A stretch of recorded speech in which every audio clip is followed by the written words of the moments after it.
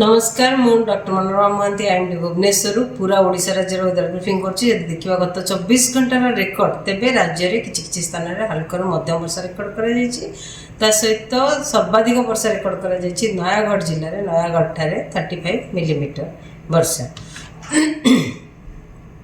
आज पर्यंत मौसुमी वर्षा है माने प्रथम जून रु नहीं आज पर्यंत 21 अगस्त पर्यंत टोटल वर्षा है 1011.9 मिलीमीटर जोटा कि नॉर्मल वैल्यू ठार अधिक रही 25% अधिक रही। आज ऑफ टुडे आज पर्यंत देखिबा पूरा ओडिशा राज्य रे 25% अधिक वर्षा रही।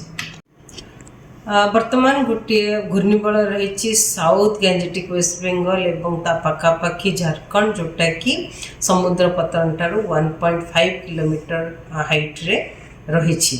आउ गोटे अपर एयर साइक्लोनिक सर्कुलेशन किंबा घूर्णिबल जोटा कि आमर वेस्ट सेंट्रल एवं ता पाखापाखि north west bay of Bengal एवं north Andhra Pradesh south Odisha coast पाखरे रही जोटा कि समुद्र पतन ठारू 5.8 किलोमीटर उच्चतार रही। आगामी 24 घंटा जदि फोरकास्ट देखा राज्य में किसी स्थान हल्का मध्यम वर्षा होबार संभावना रही।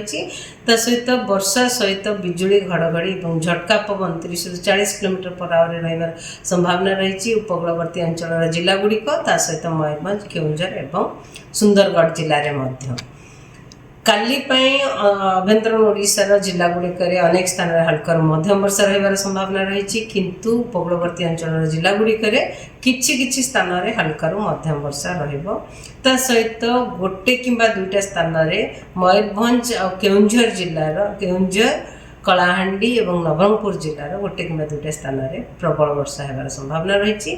ता सहित आमर दक्षिण ओडिशार जिला गुड़िक एवं उपकूलवर्ती अंचल जिला गुड़िक सहित मयूरभंज केउंझर जिले में वर्षा सहित बिजुली घड़घड़ी और झटका पवन 30 ରୁ 40 किलोमीटर पर आवर रही संभावना रही।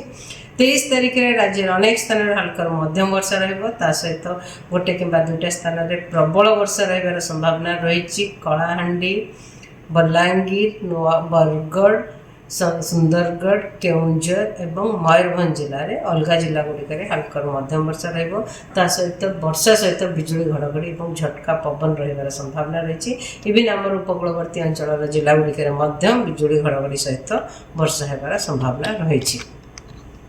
24 तारिख में आमर उत्तर ओडिशा एवं दक्षिण उपकूलवर्ती ओडिशार अंचल गुड़िक अधिकांश स्थान हल्का मध्यम वर्षा रहिबो। किंतु दक्षिण आभ्यंतरण ओडिशार जिला गुड़िक अनेक स्थान हल्का मध्यम वर्षा रही संभावना रही। सहित प्रबल अति प्रबल वर्षा गोटे किंबा दुईटा स्थान रही संभावना रही जमीक मयूरभंज केउंझर जिले में सहित सुंदरगढ़ देवगढ़ अनुगुल ढेंकानाल जाजपुर जिले में गोटे किंबा दुईटा स्थान प्रबल वर्षा होबार संभावना रही।